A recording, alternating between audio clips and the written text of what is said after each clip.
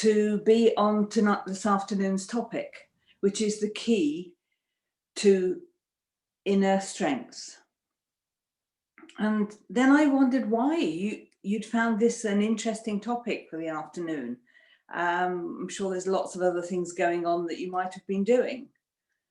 And I started to look at it and thought, well, perhaps during COVID, you've faced challenges that are different to the ones you faced before. And you might feel the need for something extra on top of what you'd already got in life to cope with these challenges and to come through this in good spirits, with the enthusiasm. You know, there's lots of different options that are going on for people these days. You know, if you're an NHS worker or an essential worker, then thank you from me, and I'm sure thank you from everybody that's online and across the country. We do appreciate all the efforts that you put in every day.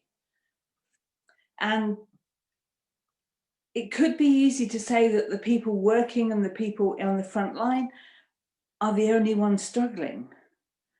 But many people, I'm sure I'm not alone in this, felt that working from home would be wonderful. Oh, wouldn't it be ideal? And then how did it work out? Is it working out just as well? Or are you suddenly in isolation? It was nice to get away from everybody you worked with and the irritating chit chat around you and get on with the job. But suddenly now you might be completely alone. And this is going on week after week after week. And this may be causing you problems. The other alternative is the family's home too. And are you fighting for desk space? Are you fighting for quiet? Are you fighting for the laptop? You know, were your children at home during the earlier lockdown? And were you trying to homeschool as well as work? And okay, now I've got a few minutes of quiet. I'm just going to get on and it's all going to be okay. And suddenly the boss decides every 2 or 3 times a day you're going to have meetings. Just, you know, is he checking up on me? Doesn't he trust me to be doing my job? Does he want to make sure that I'm sitting in front of the laptop, in front of the computer at the times he says I should be? So there's been lots of challenges in that way, even if you are still employed but you're working from home, as many, many people are. And within this, you can get a bit of cabin fever. You know, can I see outside these 4 walls? And in the earlier lockdown, it wasn't too bad. You could go out for a walk, usually on your own, but you might find somebody you could go with. But this time of year, when it's grey, and I don't know about what it's like in Bradford, but it's certainly very wet here in Derby. You know, it was dark before 4 o'clock today. This is just not the sort of time and energy you want to be going out. And so you stay in and it just builds up the pressure. It might be a case of you're furloughed from work. So that's an odd situation. You're getting a certain percentage of your work money, so you have an income, but you have loads of time. But you don't feel free. There's all these worries going on about you. You know, will I still have a job at the end? When we get to the next stage, will I be made redundant? What will happen here? I don't know what to do with myself. So those people are suffering challenges too. The challenges of those people that are out of work on a very low income at this time. Diwali is here, Christmas is coming. How am I going to cope? How am I going to deal with all of these things? So there's so many new challenges coming that might have brought us here today to look at this topic. And it's almost as though I've been cut adrift without any of my normal points of reference. And so it's okay. It's okay to feel the way you do. And don't beat yourself up over it. Many people are going through different quandaries on the same situation. You know, if you were homeschooling, you were being pulled in 2 directions at least in once. If the family are home and you're meant to be working, and they want attention, they want food, they want something else, can we go here? Can we do this? All of these things were additional challenges. These are the special challenges that 2020 has brought to us, ahead of and above and above the challenges we already have been facing. And sometimes they felt like enough. So however you've been feeling, that's okay. Just allow that to happen and just know that you're not alone. So then I thought I'd break down the topic and start to look at what all the individual words meant to me and their associations with the topic. And the first word is key. Well, if you've got a key, you have a lock. And what does a lock do? It either can lock things in, lock things out, or open the door. And then sometimes when we lock things out, if we've been through challenging situations, and most of us have had plenty of challenges in our lives. And I have to say, working on this topic for today, it's brought up quite a few of my old challenges too. And the feelings are not always comfortable. So again, you can be aware of that and allow yourself to be in that position. So am I locking these challenges from the past, things that have happened, am I locking them out from my thoughts? The other alternative is, am I locking them in so they're inside of me, so that I don't let other people know about them? I keep them private. They don't need to know what I've been through. They don't need to know where I've come from to be here today. So that's the locking in. And the other alternative is actually to open the door and look at these past things that we've been carrying and get them into the right shape, and into a shape where we can deal with them, put them into context and let them go. Because while they're locked in and they're inside of us, we're carrying them and they're impacting everything we do. Yeah? You with me so far?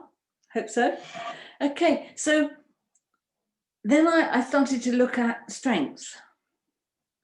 Well, we often think about strength as physical power and might and very much a power over us. If I'm strong, I'm powerful. But am I rigid with that power? Or am I flexible? In this context, we often say, for me, I think of strength as power. And does somebody have power over me? And are they using it over me? So it might be the boss.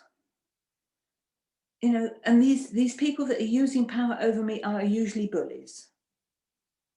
And a bully is usually afraid. So they then try and impact other people to make them more afraid than they are.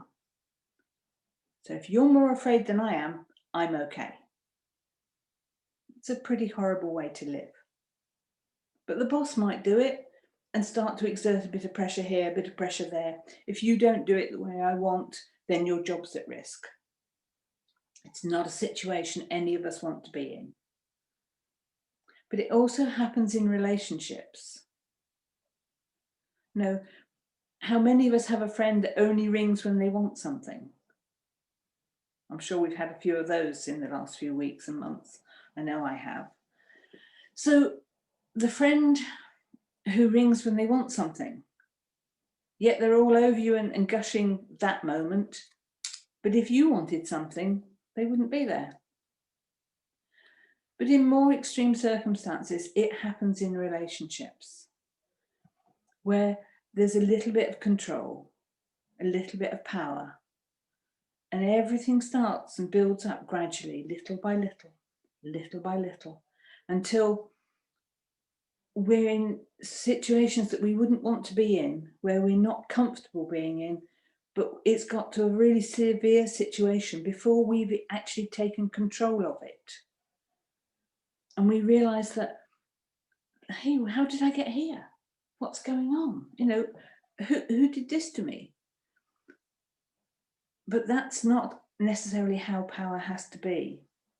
The power over my life is in my control, unless I've given it away. And if I've given it away, then I can begin to look at it and see how I can do things differently. And then the third part is inner. So the key of inner strength. So what's going on inside of me? Well, am I allowing people to have power over me? Am I allowing situations to get the better of me? Can I just accept what is and allow it to be? Now, my journey into this and to discovering who I am and what this is all about for me started longer ago than I realized. And when my children were still school age, they went to do jiu-jitsu training. One of their friends had been beaten up, so it was decided it was a good idea for them to learn something that would help them in case of need, to be some self-defense. And we watched it. I watched for a few weeks while they were learning this jiu-jitsu. And there were three teachers, senseis they were called. And while I watched, I could see that the female that was married to one of them was 5'4" and quite slim built. And the two men were probably 6'2", 6'4", and really big, strong men.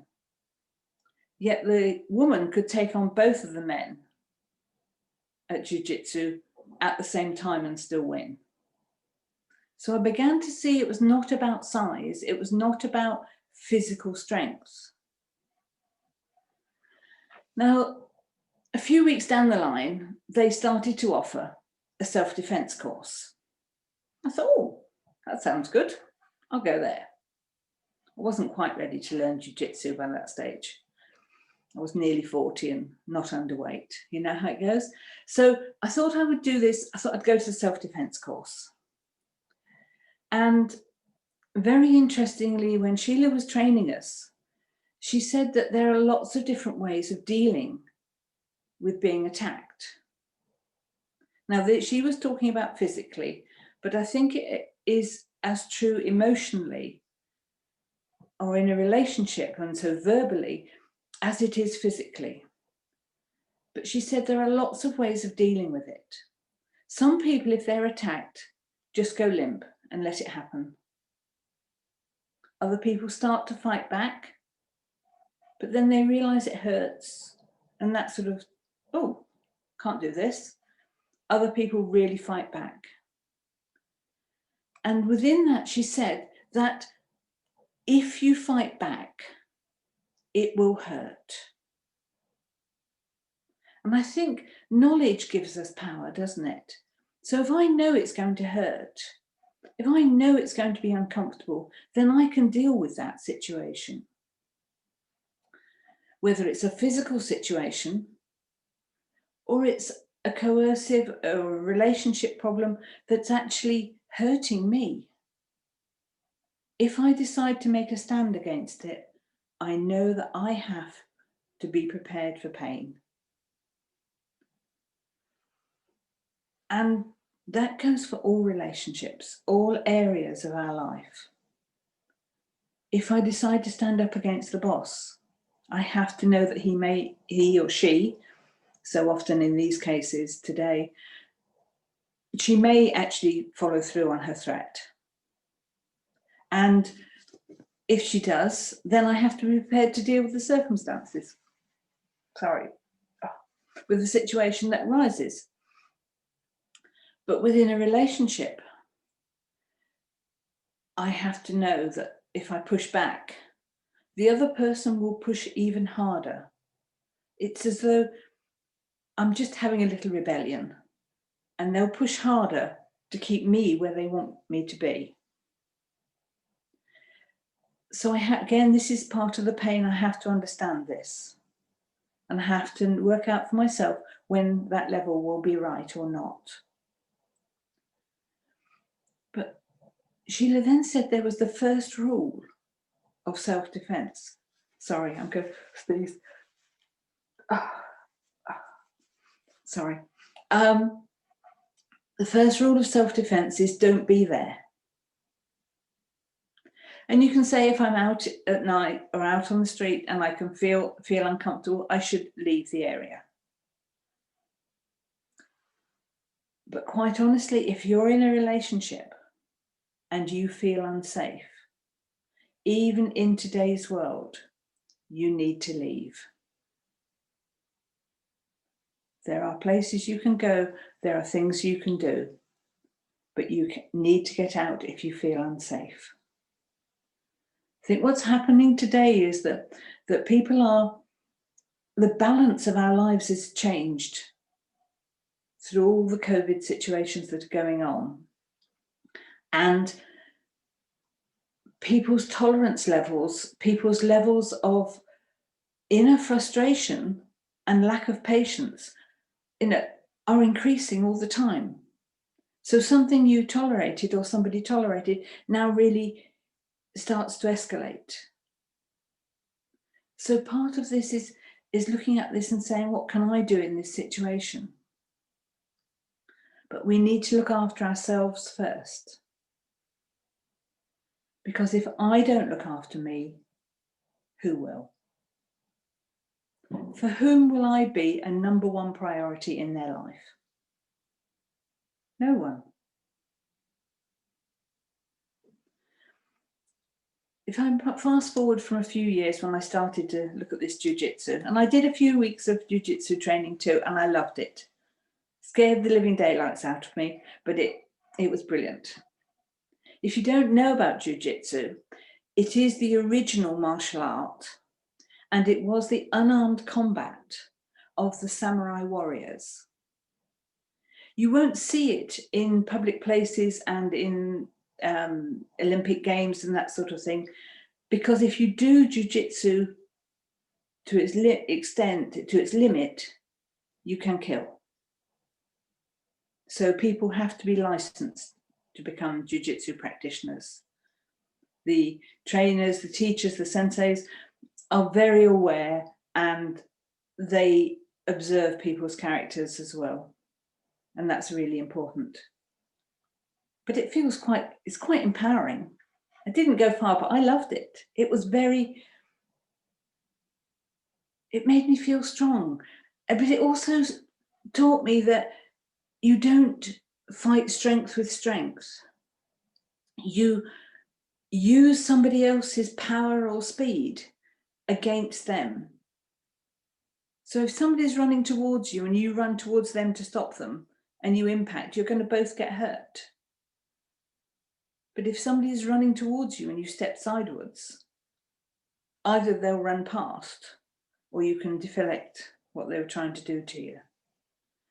And it's the same in our emotional life and in our spiritual life. If you attack verbally, if somebody's attacking you verbally and you attack back verbally, it just escalates and gets louder and louder and louder and louder and louder and screaming. But if you can quietly turn that conversation around, you're going to have a far bigger impact. So I thought jiu-jitsu was brilliant. But fast forward a few years, then I found the Brahma Kumaris. And what happened was I started to learn about me. And I began to see how the way I had been had led me to being hurt, to getting very emotionally over-involved. And I was a people pleaser. I have stopped now. But I was a people pleaser. So I beat myself up and felt really guilty and really bad if somebody else was unhappy. So I was constantly trying to make everybody happy, except one person, me. So I wasn't looking at how I could improve myself. I was constantly looking at what others needed. It gets quite extreme, doesn't it? You know, do we eat what other people like that we don't mind? You know, do we go places that other people want to go and we don't mind because it will make them happy? So the more I can learn about myself, the more I can take this strength within. And, you know, I'm sure many of you will have done some of the courses and you have learned about the fact that we're souls within bodies. If you think about it, I act differently through this body when I'm with different people and in different situations, but it's still me. I'm playing different roles. I might dress differently for different roles. I might go different places for different roles. Speak to different people, speak to people differently. You know, sometimes I'm a manager, sometimes I'm, you know, an underling. It doesn't matter. But actually, fundamentally inside, I'm the same person. And through life and the way we've been taught to act, to be, we've lost who we are on the inside. Well, I have to act like this because all good girls do this. A good girl does that. Oh, you know, you have to do that because you have to be a good girl. I've abandoned that too. So I'm just being the best I can be, but I know that I'm a soul. And within that, that gives me a huge sense of freedom. You know, I'm not the role. I'm not just a mother. I'm not just this. I'm not just that. I'm a person playing that role for this moment in time. I'm a person playing that role. Being here with you this afternoon, I'm speaking to you in my role this afternoon. And then I'll go off and play another role. So I'm still me. I'm still coming from that space of who I am. And I'm enabling myself to move forward in that way. But I don't have to be all those people. I just have to connect with who I am on the inside. And this begins to connect with that inner strength. Okay, I'm not that person, I'm me. And this body is only temporary. I'm in this body to learn what I need to learn in this lifetime.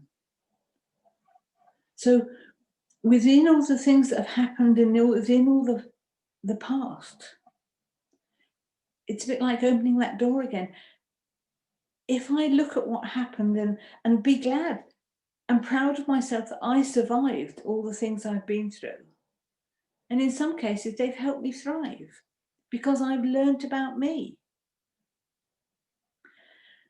If we have a life without challenges, we don't grow. When life is good and just floating along happily, we don't learn about ourselves. Oh, this is nice. Sit back, relax. Life's gentle. But we're here to learn about us. And it's important that we learn more about ourselves because as human beings, we don't see of even the smallest proportion of the potential we have. But when we remember we're souls, we begin to connect with that potential. I never could have seen myself doing this a few years ago. In fact, before I came to the Brahma Kumaris, I would rather have died than do it. So as I learned about me, I realized that this shyness, this scared of doing things like this, was actually an extension of things that had gone on in my past. So when I look back and say, okay, that's the way I was, but is that who I truly am? Did I believe that I didn't have anything worthwhile to offer? Actually, no, I probably didn't believe I had anything worthwhile to offer. Wow. But the more I learn about me, the more I can share that with you and share it with other people. So, as a soul, I can act differently. I can begin to feel my potential, my inner power, my inner strength, my inner happiness. You can't control my happiness unless I give you control over my happiness. And it's the same about my inner strength.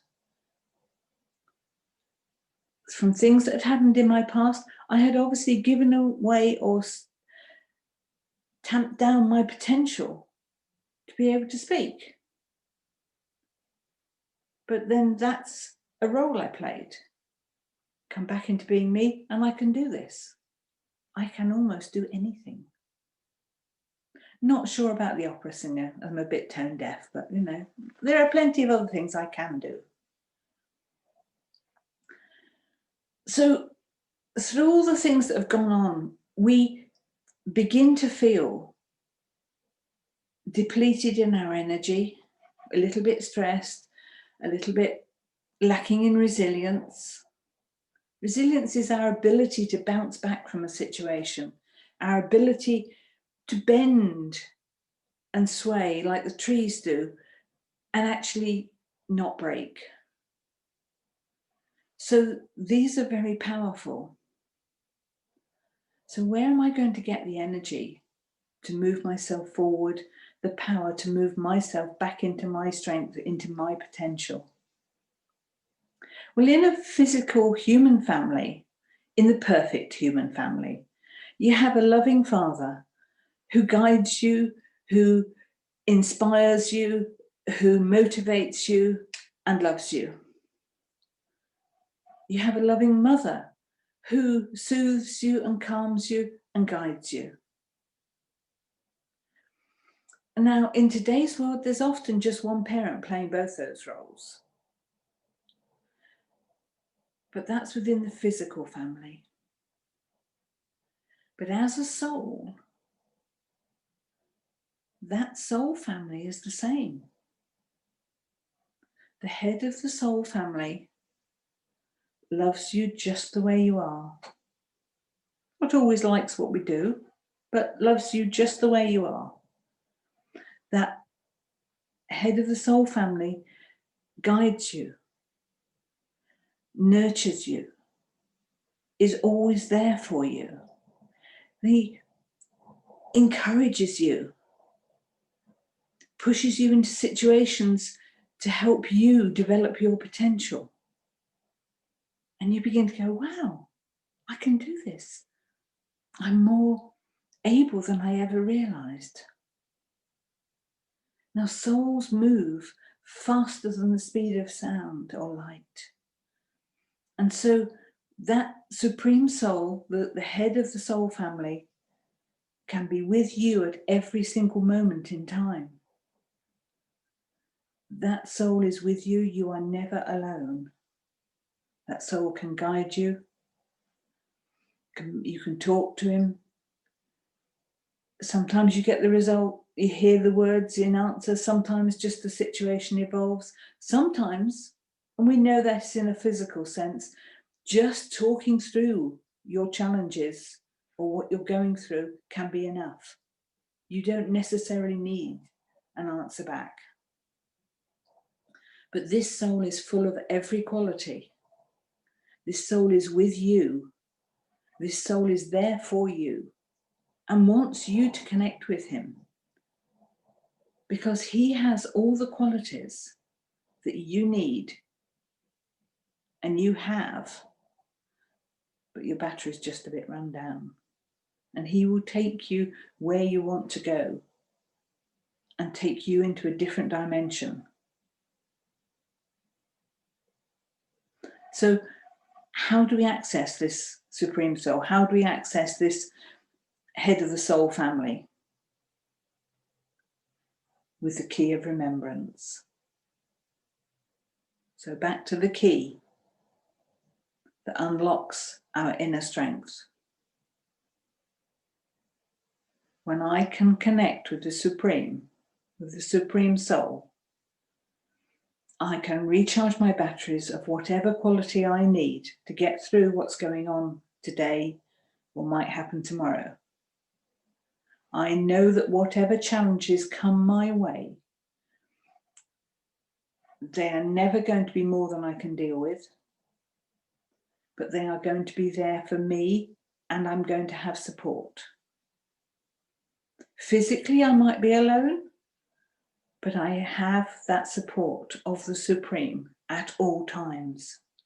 And he takes me in his arms, wraps me in his love and carries me where I need to be, teaches me what I need to know. All the things that have happened in the past, we've learned something about ourselves and we've grown through that learning. We can't live in the past. We have to let the past go. We need to learn the lessons and bring those forward with us, but we also need to let any pain associated with the past go. In a very physical sense, when we learn to drive, we don't remember what we did on our driving test. We don't hold on to our driving test, but we hold on to the skills we learned to pass the test. And once we've passed our test, then we can drive on our own, where we want to go, when we want to go. That sense of freedom is enormous. Personally, it was one of the worst things I ever had to do, was learn to drive. I hated it. But it was also the best thing I ever did, one of the best things I ever did, because it gave me that freedom. So when we go through situations, when we come out the other side, we've got more skills in our satchel, in our bag, in ourselves. We have that strength to deal with whatever comes next. And we deal with this, then we deal with that. So when this situation arrives, we can deal with it because we've got knowledge, we've got understanding, and we know that we can come through this, come through whatever situation comes much stronger. So within today's world, we need sometimes to have the strength to do things that are not pleasant, sometimes things that are hard. We need to look after ourselves, take care of me, because when I take care of me, I can then be there for others if I want to be, if it's appropriate. I don't let somebody else ill-treat me in any way, shape or form, because my inner strength is about me. And if I've got myself into a situation, back to the jiu-jitsu, don't be there. Yes, if we feel unsafe in a situation, we need to get out. But also we need not to go back into it again. I don't know, I'm sure I'm not the only one that's been guilty of doing that. But I learned the second time. So just value yourself and open the door with the key of remembrance and let the Supreme Soul look after you. Let him guide you, encourage you, and bring an additional quality and depth to your life that you deserve. As you begin to fulfill your potential, your life becomes so much more rounded. And hardly a week will go by and you'll think, gosh, I wouldn't have been able to do this a year ago, 5 years ago, 10 years ago. God, how did I do that? So in that sense, it's the same as learning something physically. But we're learning spiritually. We're learning to be us. And that's quite special. That takes us into a place where we can enjoy being who we are. I like being me now. I don't think I did many years ago. Oh, well, I'll be okay if, and when this happens, I'll be okay. And if this person loves me, I'll be okay. And if that job works out well, I'll be okay. And then I'll like me. No, I can enjoy just being me in today's world. But it's finding that inner strength and making that connection with the Supreme, so he feeds us through strength whenever we need it. There was an occasion I went on a course on a Saturday, and we had to write a specific letter, and I can't remember the details behind it, but we wrote this letter, and we wrote it from the Supreme to ourselves, which is not my sort of thing, I would have thought. But somehow that day I could do it. And it was a most beautiful letter. It was empowering. It gave me lots of strength, and it suggested lots of strength. But 2 days later, there was a major problem in the family, worse than I ever could have imagined. But everything I needed to get me through that was in that letter. Now, I don't ask for proof that the Supreme's there for me. I feel it. I feel his presence in my life. But I still have that. He gave me that proof anyway. So I needed every ounce that was in that letter. So we get into situations that don't feel like us and don't feel, are not very comfortable doing this or feeling like that. But actually, there's a reason for it. And he will help us through every situation. So the key to inner strength really comes back down to the 3 levels. The key. So a key is in a lock, where we lock in or lock out or open the door. When we open the door to what's happened in our past, we can put it into context, let it go, and just hold on to the lessons. The strength is about power, but I'm taking back and living in my own power. And the inner is because nobody can take it away. I don't wear it like a suit of armor. It's an inner resilience to whatever happens. It empowers me. I am who I am. Okay? And okay, I may not have learned how to do that yet, but I'm learning here. I'm open to knowing that I can survive anything. And that gives me strength in itself.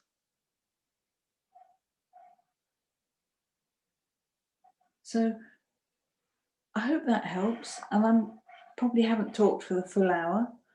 But if you have any questions, please put them in the chat and we can discuss anything.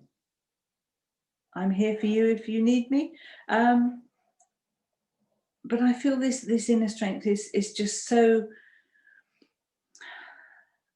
enlightening, so empowering, so beneficial. And we can use it. It shows itself in all sorts of external physical situations. And that inner strength is yours, unless you choose to give it away.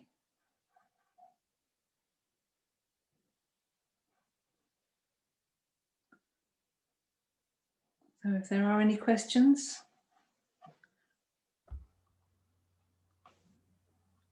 have a look.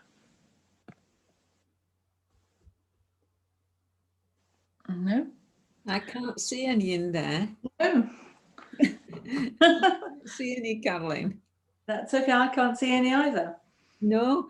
Can I just say something? Yes, I please do. remember you and I having a conversation, and you said, I'm going to see my grandchildren. And you Yeah. said, I'm not like a normal grandma. I'm the one to get down on the floor and play with the grandchildren. All the grown-ups usually talk and the grandchildren have to play with themselves. She said, well, I'm not like that.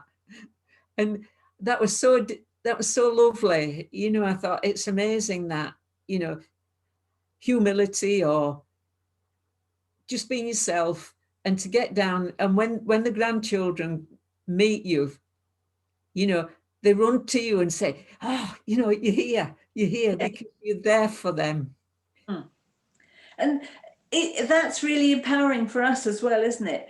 Because the child within us is at us at our purest when we've not been as battered by life and people and situations. So we're able just to be in that very soft, gentle space and to enjoy being a child and to playing.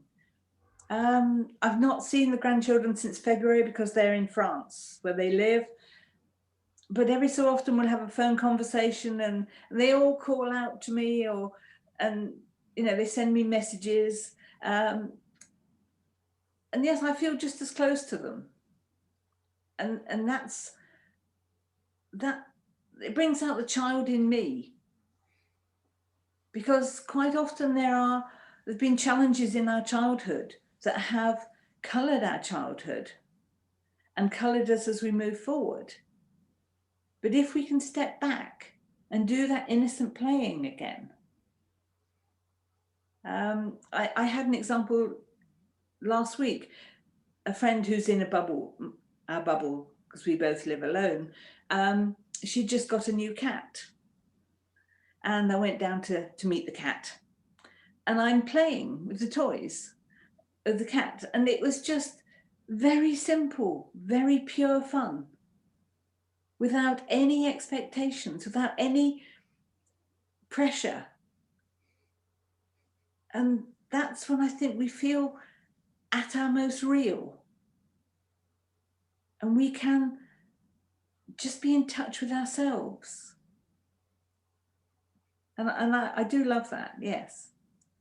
I'm looking forward to going to see the grandchildren again as soon as this COVID gets out of the way. But we've had a real mess up of 2020.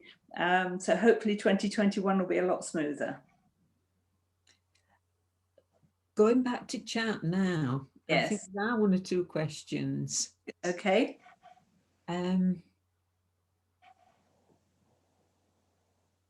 Could you please advise how to keep yourself calm, grounded and centered when your children are displaying challenging behavior?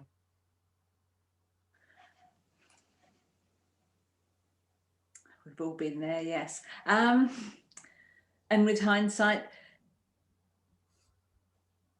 begin to think about why they're challenging. Is this part of growing up and going from childhood to adulthood? Are we listening to them? You know, within the stress-free living course, we say, our primary needs being met? This is one of the main causes of stress. So the stress of children misbehaving. But are we listening to them? Are we hearing what they're saying or what they're feeling? Are we appreciating what they're going through? I don't know about you, I wouldn't want to go back to being a teenager again. It's a really difficult time in your life. And if they might be just looking for your attention. But if they don't know how to get it any other way, they'll try misbehaving in whatever way. So perhaps reflect back on a recent situation and think about your behavior, your part in that interaction, and say, what can I do differently? Or even ask them if they start acting, I don't know if they're being rude and disrespectful. I mean, they all go through that phase, but actually, what can I do to help you? How can I do this differently?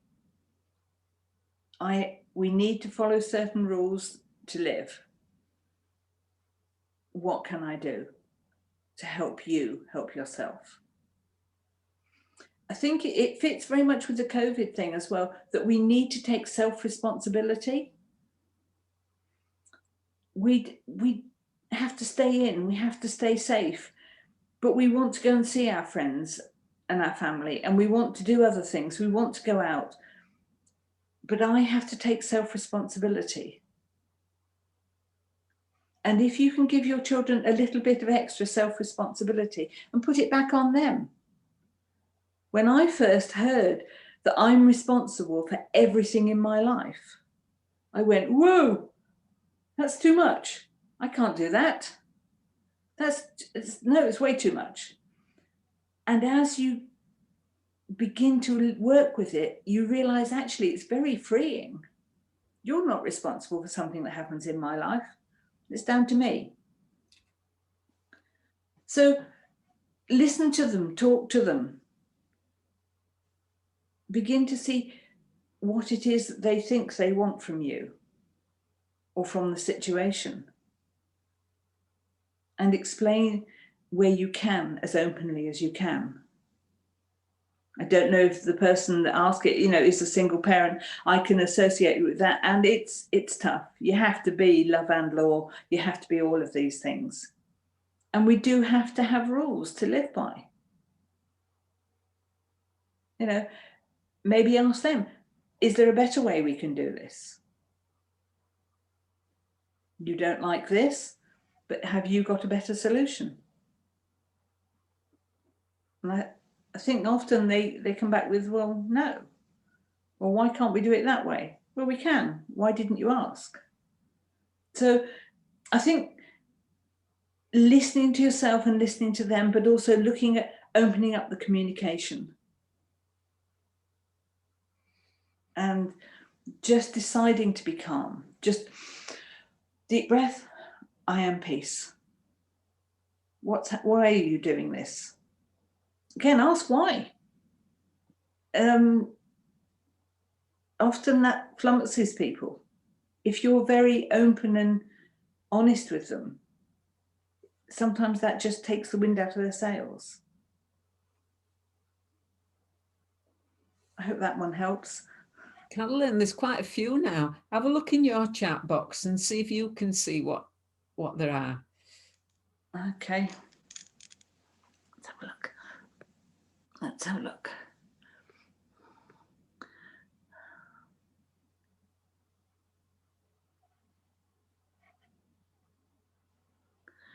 Okay, so the next one is how I can see that challenges in life are there to help us grow, but how do we deal with the anxiety that comes as a result of it? I think just accept it and say, okay, there's a lot of anxiety, but I am not given more to do or more to deal with than I can. It might not feel that way, but I know I can deal with this. And I am not alone. I'm not the only person to have this come. I'm not the first person this has experienced come. And just accept that, okay, this situation's making me feel anxious. What can I do about it? How can I deal with this in a different way? Do I have something that is calming for me? And I think if I remember right, Margaret, that you've done some knitting as well. They say knitting's really good. It balances both sides of the brain. Mm. If when you're getting anxious, you want to go and have a long shower, because just letting the water wash it all away. I don't know what will work for you, but you accept the anxiety. Don't get anxious about getting anxious. Does that make sense? That we're not building on it, not letting it grow and grow and grow. I will be able to deal with this. I don't know how. I don't know when, but I will be able to deal with it. Have faith in yourself.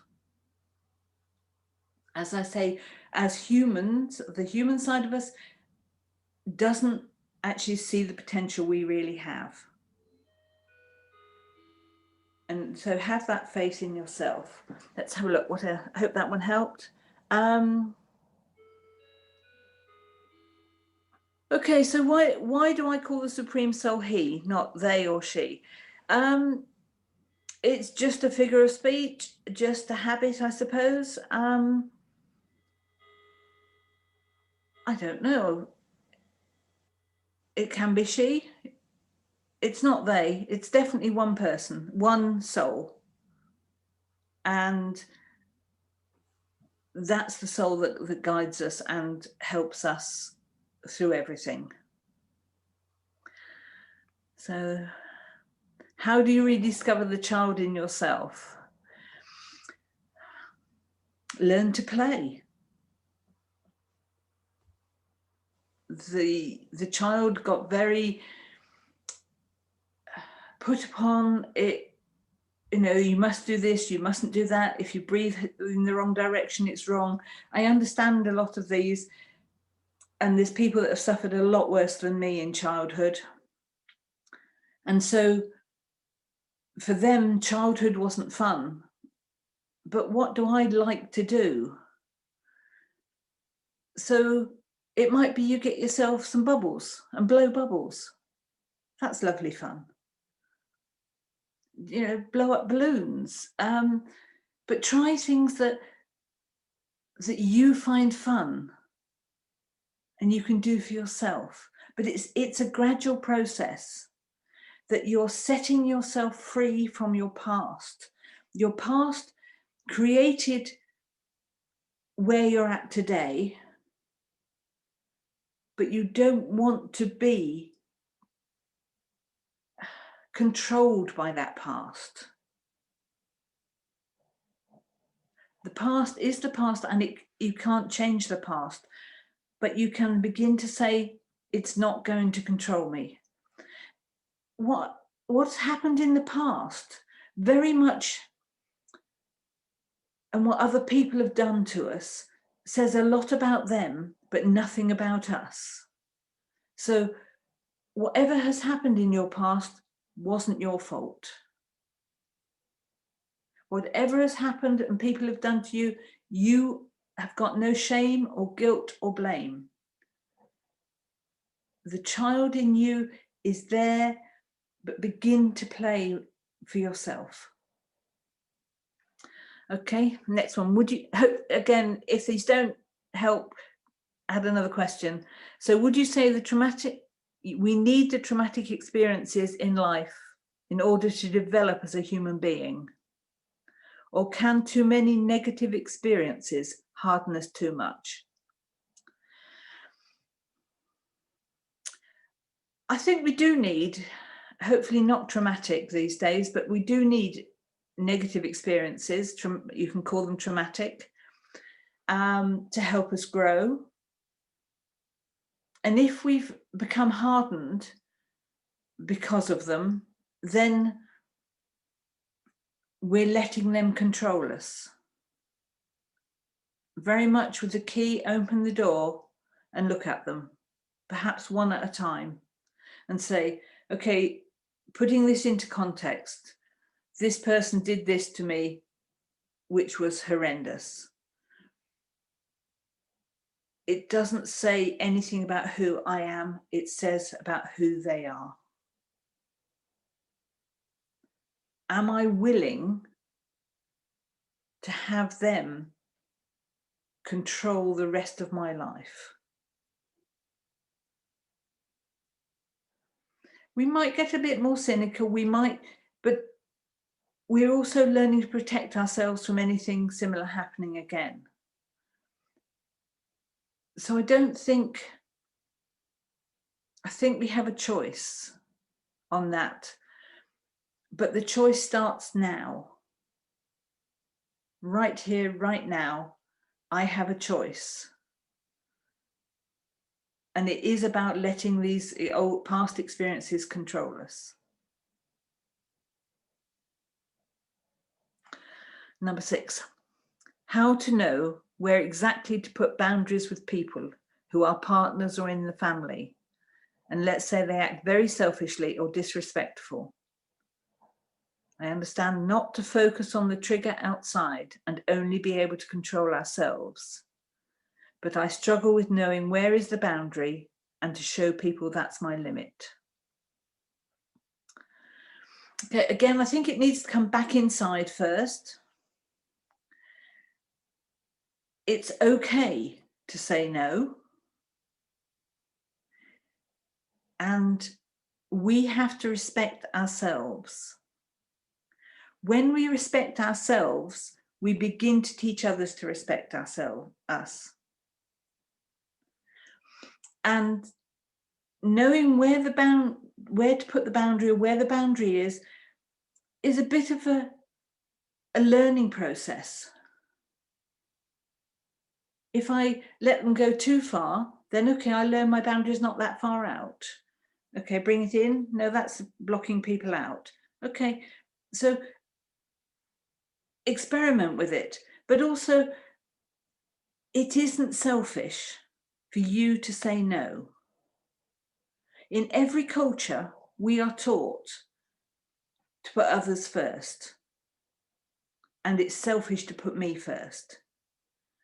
But if I don't put me first, I run out of energy and I'm like a dish rag in the corner of the room. I'm a damp squid.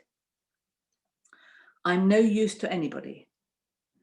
The person that we've been trying to say no to, or would have liked to have said no to, once we have no energy left, we have nothing left to give, they will move on to somebody else. So just allow myself to say no. Practice saying no. So it's very much a case of saying, actually, I don't want to do that. If somebody wants you to go places with them and you really don't want to go, are you good company?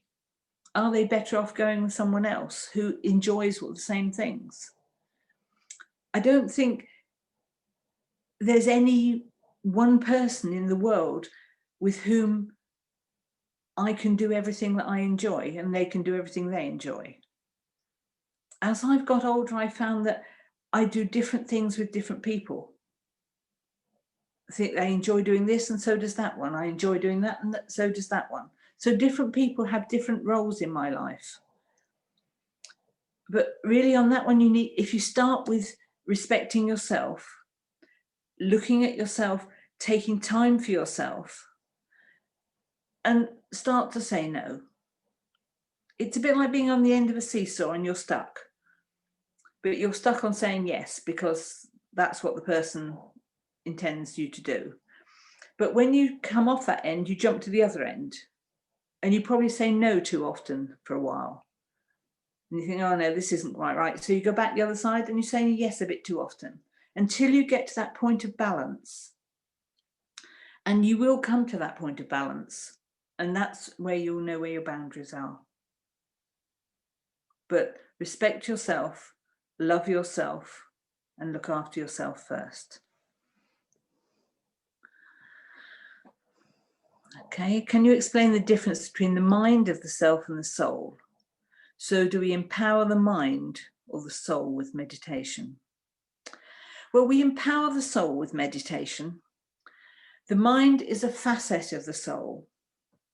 So the mind, the pure mind, its role is to generate thoughts. And it generates tens of thousands of them every day. But not every thought we do something with.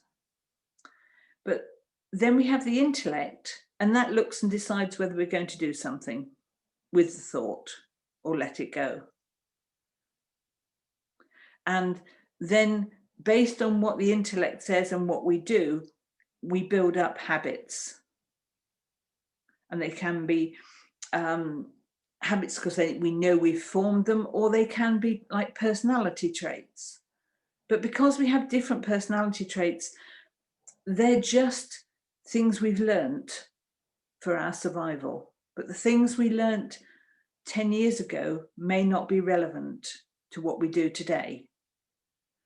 So we empower the soul, and as we empower the soul, the mind becomes more positive, becomes more self-empowering.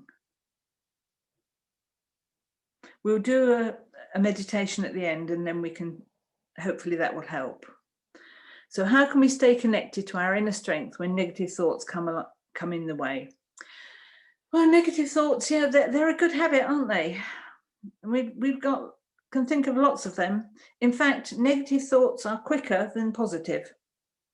So we can have more negative thoughts in a day than positive. But catch your thoughts. Stop. Look at it. Is this thought accurate? Is this thought relevant? Is this thought useful? No, let it go. So beginning to observe your thoughts will help you. And negative thoughts, sometimes, some of them are quite ridiculous. Some of them are just sort of eating away at you from things that have happened in the past that have created that thought within you. So start to observe your thoughts and actively choose whether they're good or not. And this is so the mind creates the thought and the intellect chooses what it does with them. But the intellect will curl up and go to sleep if it can, and we've let it because we weren't aware of it. And they actually did some medical research in Australia some years ago, and there are synapses in the brain between the thinking part of the brain and the deciding part of the brain, the intellect. And if they don't get used, they do wither. So we do have to work on them actively to empower our intellect. Okay. So coping with dementia issues with my dad as he gets confused and is up and down, as both my elderly parents in their 90s and getting frailer. How to cope better to keep them happy. Not easy for them with having to stay in. Well, I mean, this is a really challenging situation for everybody. And perhaps just start by admitting it's challenging. And what makes them happy? I know they're going to have ups and downs, and it's going to be a huge challenge. But perhaps send them a card. A friend of mine sends Happy Post to her family that she can't see at this moment in time.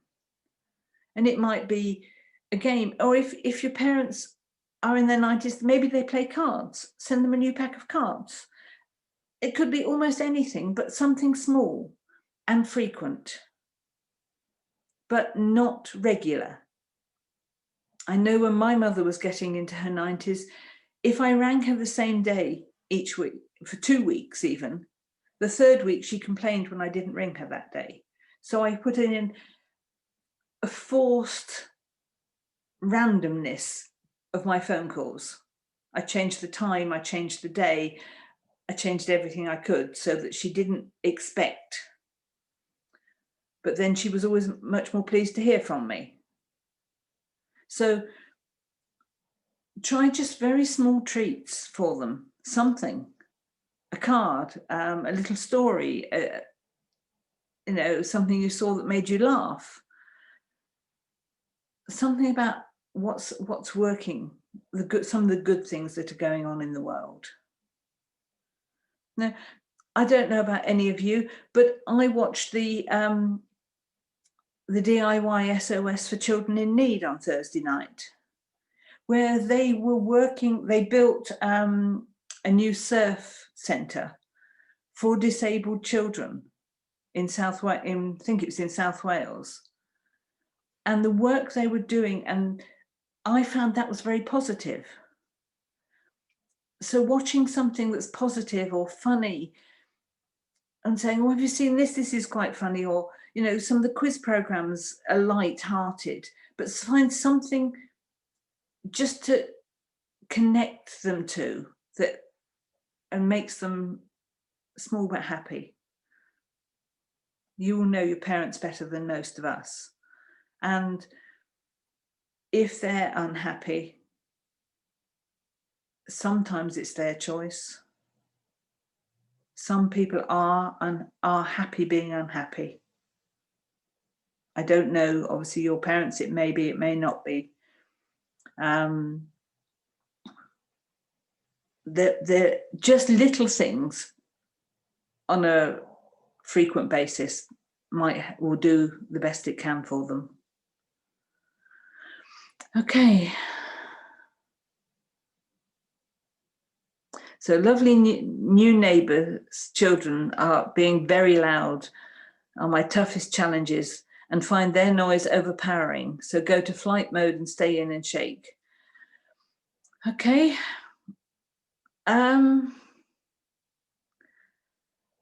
It is challenging, but actually speaking to the neighbours, and if it might be that you're very quiet and they don't realise how thin the walls are, and so you can really hear so much of them. Finding out, so just look at it and say, well, are they being obnoxiously loud? Is it just loud because of the houses? What can I do about it? I can put my music on loud and they might realise how loud it is. I can do this. It is a real challenge when it's next door neighbours, I know. But if they're new, they probably don't realise how thin the walls are. You could speak to them gently, but do it when you're feeling calm. Or if you can strike up a conversation and bring it into a conversation.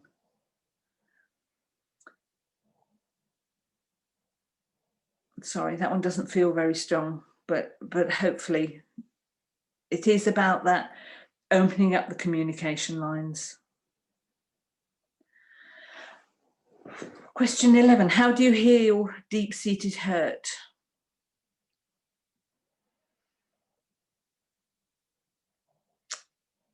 Little by little, getting some of it out and looking at it and saying, do I need to be colored by this right now? The deep-seated hurt comes back from childhood, I'm sure, and we know that today that we're doing the best we can with what we know. And however badly somebody has behaved in the past, that was the best they could do at that time. And the hurt they inflicted says stuff about them. It doesn't say anything about you. I think we really could do with doing more of the BK courses and gradually working through it. And perhaps when this COVID's over, we could have longer conversations on this and we could work through more areas on it. But just know it isn't about you. You don't need to feel shame or guilt. And those things and anger inside you will hurt you first, will hurt you most. And sometimes we do need to lock it in for a little while and look at what's going on in our life today. Look at how we can be the best that we can be and bring every virtue and every quality into my interactions with other people.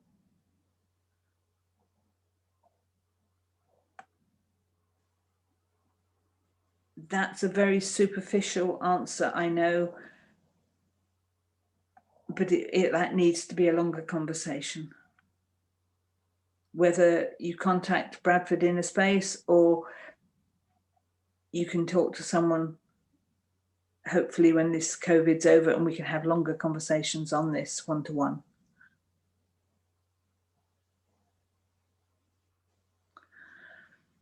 Okay, so I hope some of those help. And, you know, this key to that inner strength is the fact that you're asking the questions. And I think that's really good and really powerful, that you're beginning to get to the point that you're ready to change things.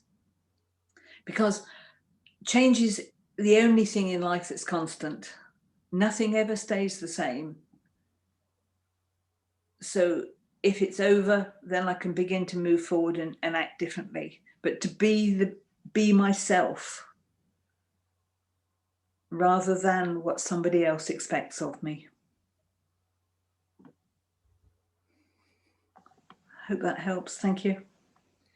Let's see, there's just a couple more coming in the chat. Let's just check on those first. Okay, a lady has asked for more help on the traumatic experiences. And I think the Raj Yoga meditation course is the first major step. Even if you've done it before, it's really important to do it again, because you just get to know who you are apart from all of those things, separate from everything that's gone on in your lifetime. And that is really, really important. Okay, so thank you, Margaret, for having me today. And it's been lovely to share with you all. So if you'd like just to sit back. And when we say we connect with the Supreme, it just sounds easy. Remembrance, you know, the key of remembrance. But meditation is basically remembrance of the Supreme, but also remembrance of who I am. So we're going to do an exercise now in meditation. So just sit back, relax, and take a few deep breaths. So either rest your eyes on a point, or if your eyes closed, that's fine. So a few deep breaths. Now visualize a simple, beautiful white room with windows at one side. And you sit yourself in a comfortable chair, looking out through those windows. This is I, the soul, looking out into the world through your eyes. And in front of you, you notice a control panel. And there are switches on this control panel. And they're labelled with the different parts of your body. So you start by turning off the switch to your feet. And you withdraw the energy from your feet. And then the switch for your legs. And your legs become heavy on your chair. So turn off the switch to the stomach. And then your back. And then your chest. Gently withdrawing the energy from your body. Turn off the switch to your shoulders and your arms. Rest your hands gently on your thighs and turn off the switch to your hands.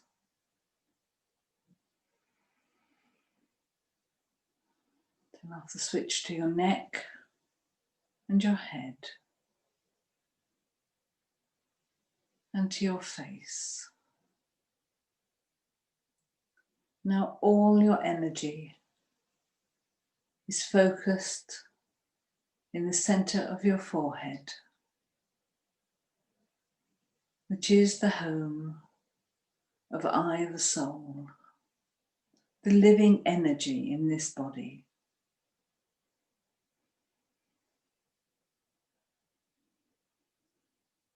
I feel the energy. But I see myself as a point of light sitting in the center of the forehead.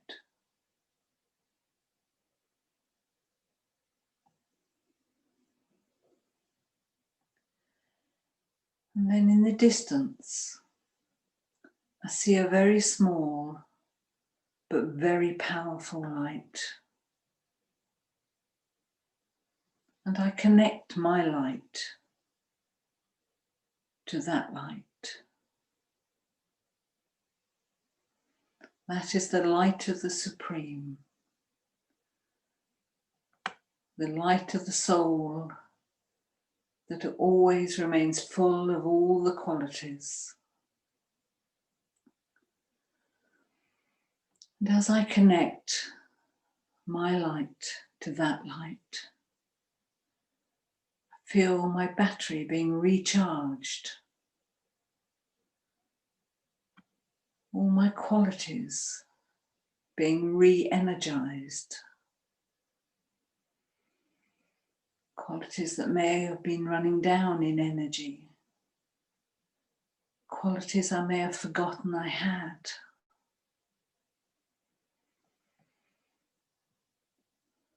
Qualities I need to use on myself first.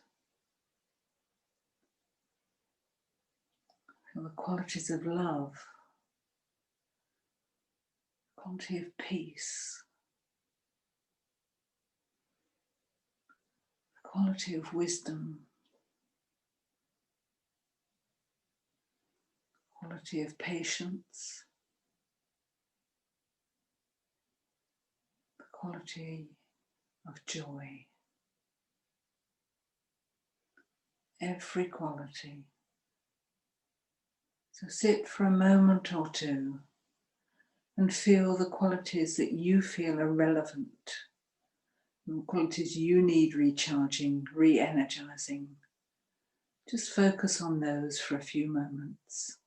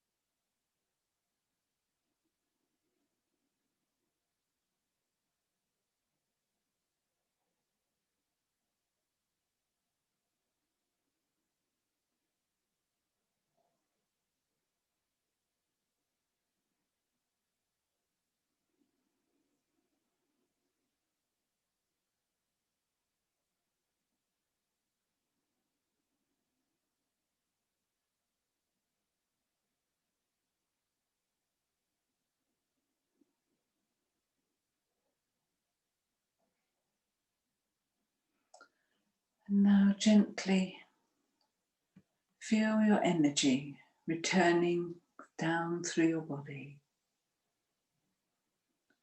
filling your head and neck, down past your shoulders to the tips of your fingers,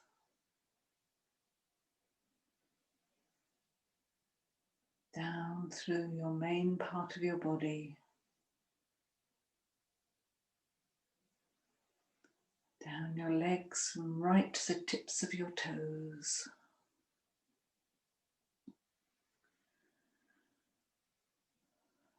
Feel this energy returning. You might like to stretch a little as you feel that energy returning.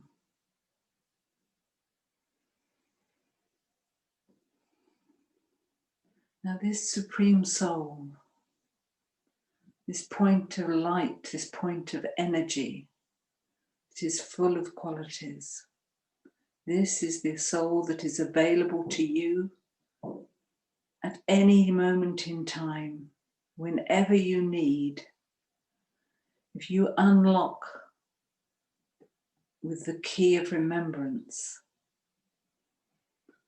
and you can re-energize yourself, your qualities, your creativity, your beautiful personality.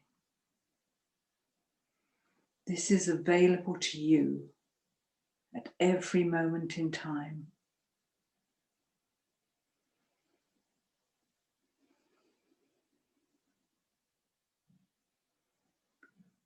Thank you.